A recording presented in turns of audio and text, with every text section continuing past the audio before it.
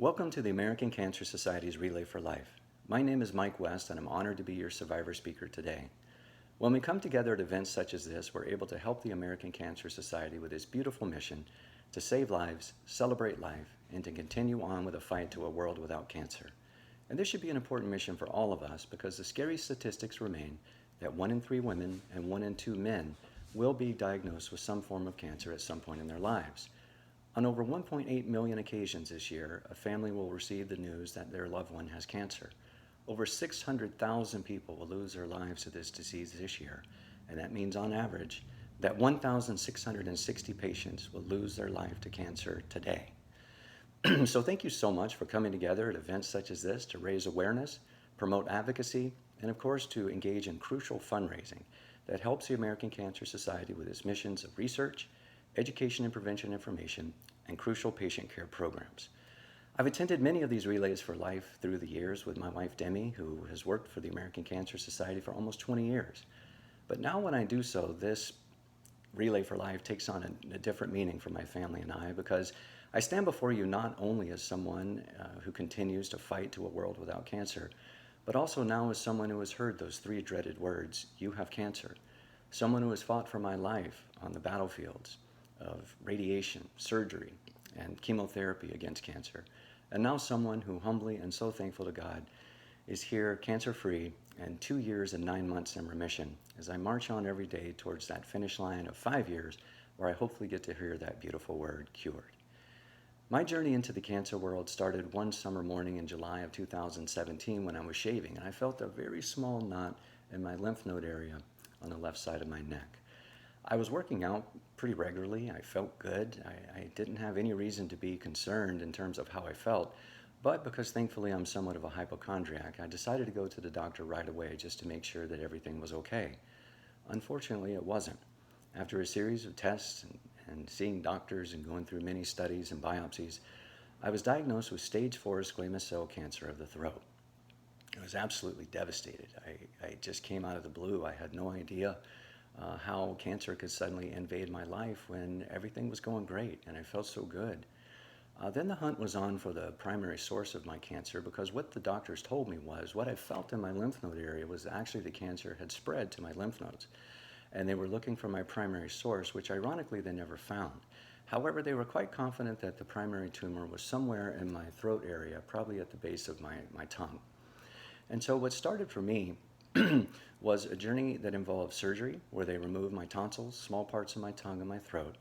And then I started a regular course of high-intensity radiation for 7 weeks, 35 occasions. Monday through Friday, I would go to the center, and they would form-fit a mask over my face, and they bolt you down to a table, and they administered the radiation every single day. And also during that process, I received 3 doses of what's referred to as the super chemo, cisplatin. Because I was on the south side of 50 at the time, they were able to give me an incredibly high dosage so that hopefully it would get rid of the cancer and keep it from ever coming back. Well, the effects of that treatment were absolutely brutal, and they were cumulative. Along the way, I lost my sense of taste. I developed dry mouth because many of my salivary glands were obliterated during the radiation process, had incredible fatigue, of course nausea, and I had so much pain, mainly due to the fact that so many sores opened up through my throat and my tongue and my mouth area due to the radiation and the chemotherapy that eventually it became too painful to swallow my own spit. And what thankfully kept me alive during that process was the surgical installation of a G-tube, or a feeding tube, in my stomach so that I could get my nutrients that way. By the end of that journey, my body was absolutely devastated. I was in an emaciated condition, and I'd lost over 70 pounds. I wound up in the hospital in a completely declined condition, and just did not know if the treatment had worked and how I would ever get back to a good quality of life again. And I'll never forget that moment. It's a pivotal moment, and I would submit to those of us who are in the purple shirts and have gone through this fight against cancer, we all have that pivotal moment where it can either go dark and you can feel sorry for yourself, you can be a victim, you can be scared and live a life of fear, or it can go light and you can be appreciative and thankful and optimistic, and you want to continue on with your fight to get back to a good quality of life. And what happened was I looked in the mirror when I was about to take a shower after coming home from the hospital, and I saw that stomach, that feeding tube coming out of my stomach. My body was so pale and I could see my bones, and I felt miserable. And I thought, what's the point? But thankfully right away, my mind went to the fact that I went to a funeral of a friend who didn't go to the doctor in time and was given a terminal diagnosis and lost her fight within a year and left behind 3 beautiful kids. I thought about my mother-in-law, who was fighting cancer at the same time with a terminal diagnosis of pancreatic cancer, which she eventually lost. And I thought about the fact that so many of our fellow brothers and sisters who receive a cancer diagnosis, they don't have any choices. They don't really have much hope. And I thought, hey, I have a chance. I'm still alive and I have a chance to get better. And then my journey became about fighting like crazy, so hard every single day to try to get back to my beautiful life. Whether it was exercise, eating healthy, drinking plenty of fluids, anything that I could do. And that was a long, hard, very difficult journey. But eventually my body started to respond and I started to get better and better each and every single day. And people would say during that journey, you were so strong. But I would submit that to those of us who have gone through the battle against cancer, we don't see it that way. Instead, there's a beautiful quote that I like to refer people to that says, you never know how strong you are until being strong is the only choice that you have. And of course, that's how I saw it. You just keep fighting, keep doing whatever you can do to stay around your family and in this beautiful life. Now, of course, I have side effects, even though I've had a remarkable recovery, and all of us do, whether it's physical, mental, or spiritual. Cancer changes you forever. And there's some things I can't do anymore. But my message now is it's not about what cancer took away from me that counts, but what matters most is what I do with my life, with what I have left. And I have a heck of a lot left to give. And what I want to do is be out there and be in the community with people who are going through cancer and be part of the 18 million strong survivors to provide hope to those who are going through their battle or those who are on the other side of their treatment and wonder if they can ever get their quality of life back. Hope that it is possible, like so many provided me with hope. And also I have an opportunity to be an advocate for my particular cancer, which was due to the HPV virus. The American Cancer Society is promoting its national campaign right now where they're trying to raise awareness about the HPV virus. Over 14 million new infections of HPV are in America this year alone.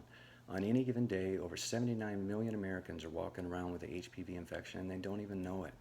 And the majority of those infections are between the ages of 15 and 24. The HPV virus is so prevalent that 80%, or 4 out of 5 Americans, will be exposed to the HPV virus at some point in their lifetime. Now, most of the time, thankfully, your body will fight it off, and you won't even know that you had the HPV virus. But unfortunately, for those like me, if that virus is not fought off and killed by your body, it can turn into a deadly cancer, one of 6 that can take your life. Or, if you're lucky enough to get through it, it will brutally change your life forever. And so for those of us who were not able to get the HPV vaccine, it's about early detection and doing everything that you can to try to stay as healthy as possible. But we're also trying to get the message out that we have the opportunity to get rid of the HPV virus causing cancer for future generations. And so please, if you have young kids or you know people who do, have them talk to their pediatrician about the HPV vaccine. The target ages for the vaccine are 9 to 12 years old. Because if they get that vaccine, it has over a 90% chance of preventing the HPV virus from turning into cancer. A child's life is simply not worth the flip of a coin as to whether or not their body will fight off the HPV virus or not. The HPV vaccine is cancer prevention. And so as you continue on with your day-to-day with this beautiful community, as we come together to fight against cancer, as we come together to support each other, I pray that you will not see yourselves as a victim. You will see yourselves as a survivor. You will not focus on the things that you cannot do anymore. Instead, you'll focus on the things that you can do. And you will not resign yourself to the fate that others will tell you could lie ahead. Instead, you'll do everything in your power to fight.